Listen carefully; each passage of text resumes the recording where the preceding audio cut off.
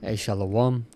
Before I begin, I want to give all praises, all honor, and all glory unto Yahweh Bahashim Yahushai Bahashim Makakwadash, and double honors to the apostles and to the elders of Great Millstone who have taught me this truth. Peace and mercy to the Akim and Akwathium and this household of faith who are preaching and teaching this word in truth and in sincerity, especially in these times, man, when everything is getting geared up. Esau is putting all the pieces in place, man. All right, because it's in the power of his hand. I guess we can go ahead and start there. Micah 2:1. And it says, "Woe to them that devise iniquity."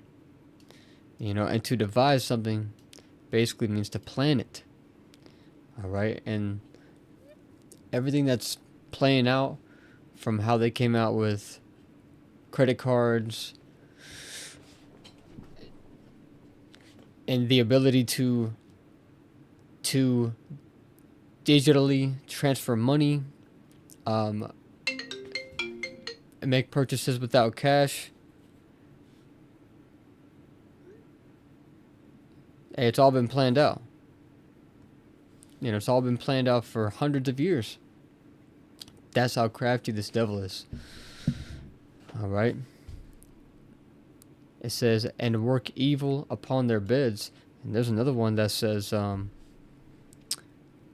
"He sleeps not unless he has caused some to fall, and he sleeps not unless he has caused mischief." So these devils get off to basically exercising their power and oppressing you, because in their eyes, it's like we were given into their hands. So it's like when they oppress, it's like them them exercising their blessing. They truly have that mind that it's perfectly okay for them to do that.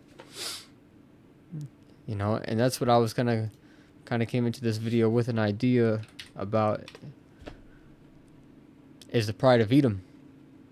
But we'll get back and finish this Micah 2:1 real quick. It says, "And work evil upon their beds. When the morning is light, they practice it, because it is in the power of their hand." It says in Job chapter 9 and verse 24 that the earth was given into their hand. It says, "And they covet fields and take them by violence." And this is how he has obtained everything. The scriptures say that the thief cometh not but to steal and to kill and to destroy. By his sword, by violence. I said, shit, bro, look at what they did over there in Gaza, man. Okay, go take a look at the before and after pictures. This is, bro, it's horrendous, man. And it's not just there. Everywhere they send their little proxy armies, or wherever they try to go cause some hell, man, they destroy everything with violence, man. And houses, and take them away. So they oppress a man and his house, even a man and his heritage. All right, let's jump over to this book of Obadiah. I'll start at 1, and it says, "The vision of Obadiah. Thus saith the Lord Yahweh concerning Edom: We have heard a rumor from Yahweh, and an ambassador is sent among the heathen. Arise ye, and let us rise up against her in battle. Behold, I have made thee small among the heathen.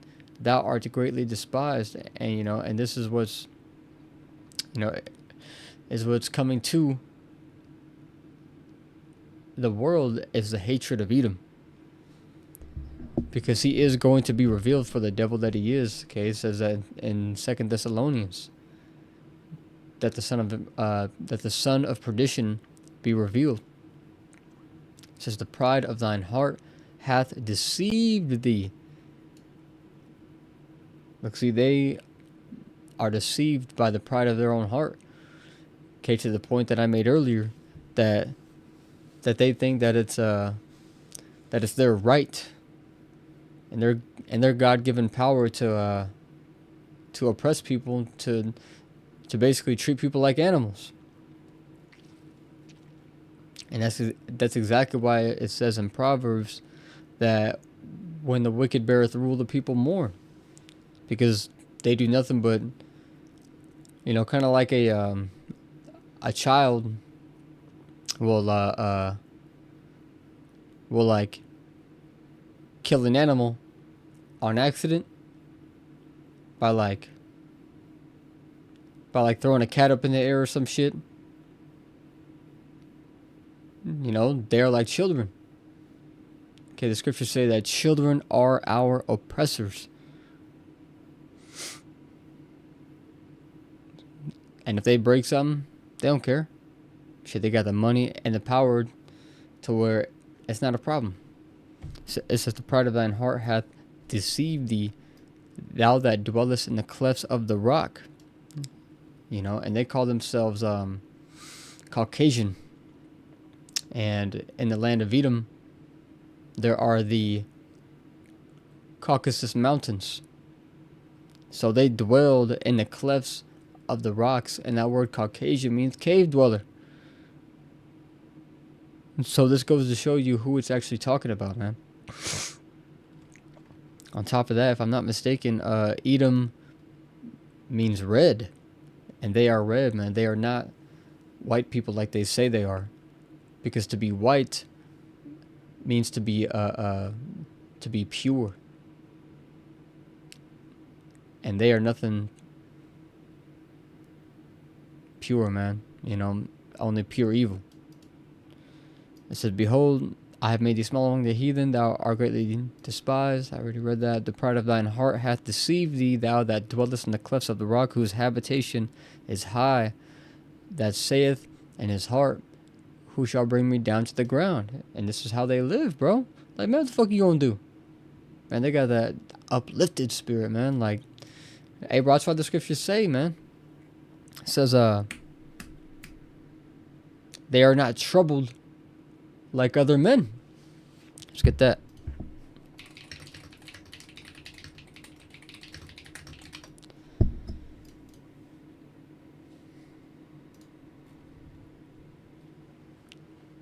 Psalm 73. I'll start at 3. It says, For I was envious at the foolish when I saw the prosperity of the wicked. For there are no bands in their death, but their strength is firm. They are not in trouble as other men, neither are they plagued like other men. Therefore pride compasseth them about as a chain. Violence covereth them as a garment. See? Man, and this, bro, those two verses alone tie in perfectly with the topic at hand. Their pride and their violence, man. Okay, they built this entire country off of bloodshed. Damn near killed off Gad. Almost killed off all the bison / buffalo just to choke out the Gadites. Man, this devil is ruthless, man. Ruthless. It says their eyes stand out with fatness. They have more than a heart could wish, man. They have more than a heart could wish. That just goes to show the level, man.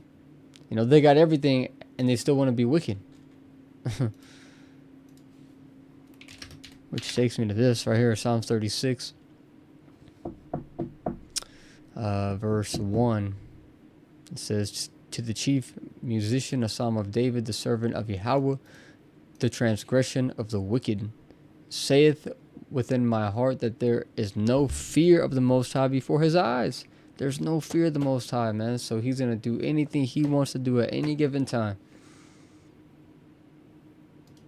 says, "For he flattereth himself in his own eyes, until his iniquity be found to be hateful. The words of his mouth are iniquity and deceit.